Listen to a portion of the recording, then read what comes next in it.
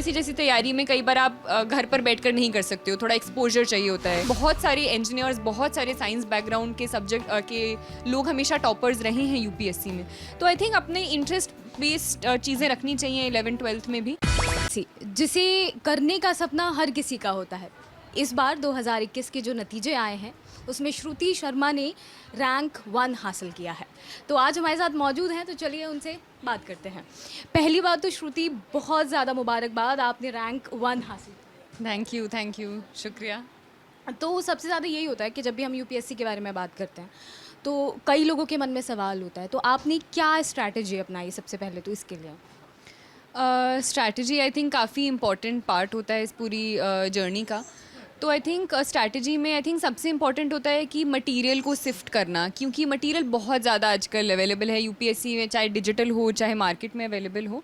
तो I think मैं एक तो बेसिक बुक्स पे काफ़ी स्टिक करती थी, एनसीईआरटीज़ को देखती थी, और उसके अलावा जो भी मटेरियल है मैं अपना जो सिलेबस है उसके अकॉर्डिंग चूज़ करती थी, और एक किसी स्पेसिफिक सोर्स, एक टॉपिक के लिए एक सोर्स को चूज़ करती थी, और उसके साथ साथ जो करंट अफेयर्स होते थे उसके खुद के नोट्स बनाती थी न्यूज़पेपर्स वगैरह को यूज़ करके।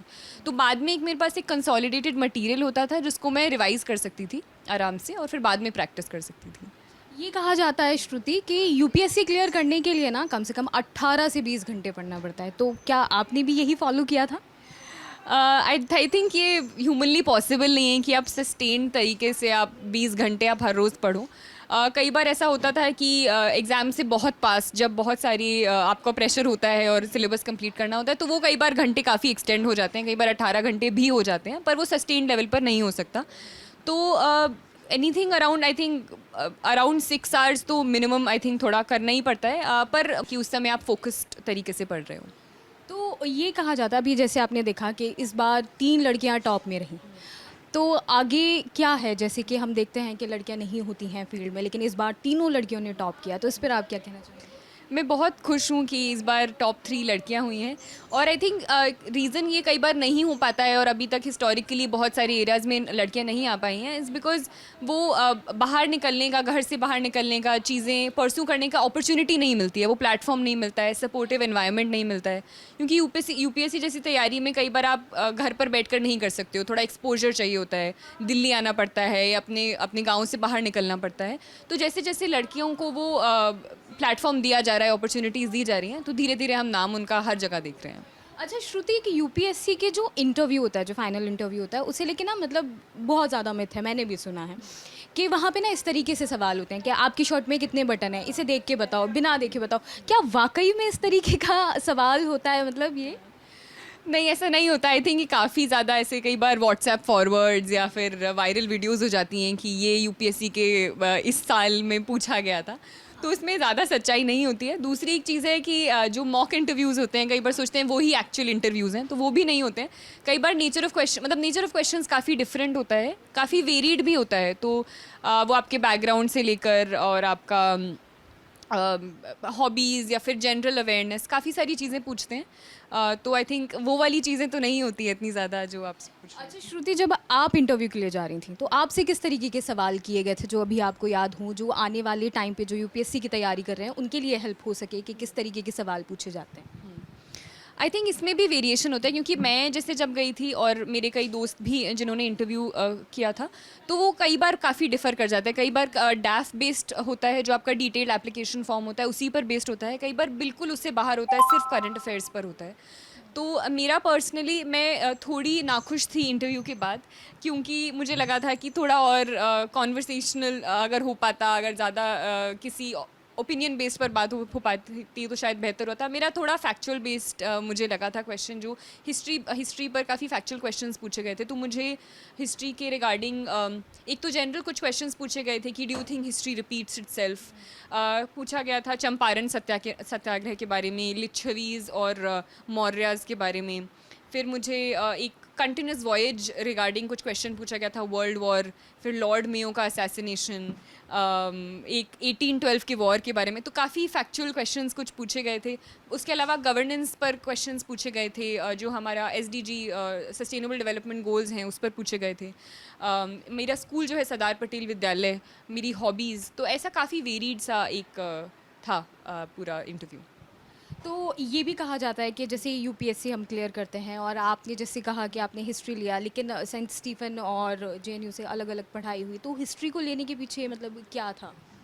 हिस्ट्री हमेशा से मुझे बहुत इंटरेस्टिंग लगता था स्कूल से ही। तो सरदार पटेल विद्यालय में मेरी टीचर्स जो थी, जयश्री मैम, और पॉलिटिकल साइंस भी मीनाक्षी मैम पढ़ाती थी। तो मुझे हमेशा से बहुत इंटरेस्ट था सोशल साइंसेज में, हिस्ट्री स्पेसिफिकली। तो इस वजह से मैंने अपना ग्रेजुएशन हिस्ट्री चुना था। उसके पीछे सिविल सर्विसेज उस समय नहीं था कि कई लोग इसलिए लेते हैं, पर मेरा जेन्युइन इंटरेस्ट था हिस्ट्री पढ़ने में।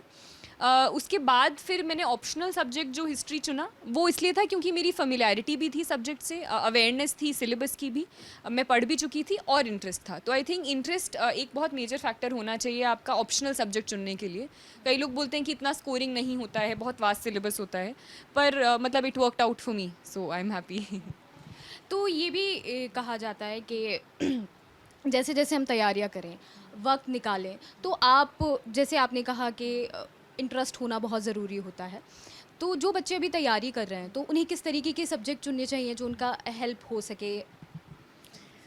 अ, लोग कहते हैं कि सोशल साइंसेज 11th-12th में कई बार हेल्प करती है, ह्यूमैनिटीज़ बैकग्राउंड आपको हेल्प करता है। वो बस इसलिए कहते हैं क्योंकि कई बार बहुत सारे सब्जेक्ट्स जो हम पढ़ते हैं जो सिलेबस में होते हैं, जनरल स्टडीज़ के सिलेबस में 1 2 3 पेपर्स में होते हैं, वो आपको 11th-12th की किताबें पढ़नी पड़ती हैं, चाहे वो जोग्राफ़ी हो, हिस्ट्री हो, पॉलिटिकल साइंस हो। तो ये वाली आपको किताबें पढ़नी पड़ती हैं। तो इसलिए बोलते हैं कि शायद हेल्प करता है आर्ट्स का सब्जेक्ट, पर ऐसा भी नहीं है। बहुत सारे इंजीनियर्स, बहुत सारे साइंस बैकग्राउंड के सब्जेक्ट के लोग हमेशा टॉपर्स रहे हैं यूपीएससी में। तो आई थिंक अपने इंटरेस्ट बेस्ड चीज़ें रखनी चाहिए 11th-12th में भी, और उसके आगे भी। लोग मैकेनिकल इंजीनियरिंग ऑप्शनल लेकर भी निकालते हैं और सोशियोलॉजी ऑप्शनल लेकर भी निकालते हैं। तो पर्सन टू पर्सन और इंटरेस्ट पर डिपेंड करता है। श्रुति, ये कहा जाता है कि जब भी हम यूपीएससी की तैयारी करते हैं तो हमारे पास बहुत सीमित साधन होते हैं और उन साधनों के बीच तैयारी करना ये बहुत मुश्किल हो जाता है। तो ऐसे कोई रास्ते या ऐसी कोई कोचिंग जिसे आप प्रेफर करना चाहें जिससे उन बच्चों की हेल्प हो सके, उन्हें जल्दी से जल्दी वो साधन मिल सकें और उनकी हेल्प हो कि वो क्रैक कर सकें, तो ऐसा कुछ?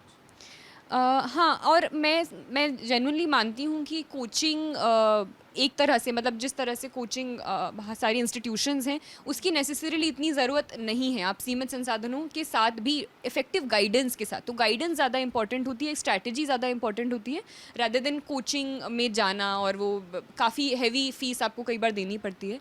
तो आई थिंक काफ़ी ऐसे इनिशिएटिव्स हैं। इनफैक्ट मैं खुद जामिया में रेजिडेंशियल कोचिंग एकेडमी में थी, जहाँ गवर्नमेंट फंडेड वो है। तो उसको एक एग्जामिनेशन क्रैक करने के बाद आप वहाँ पर माइनॉरिटीज़, विमेन के लिए और मुस्लिम स्टूडेंट्स के लिए वहाँ पर वो कोचिंग मिलती है। तो ऐसे और भी आई थिंक क्रॉप अप कर रहे हैं अलग अलग जगह।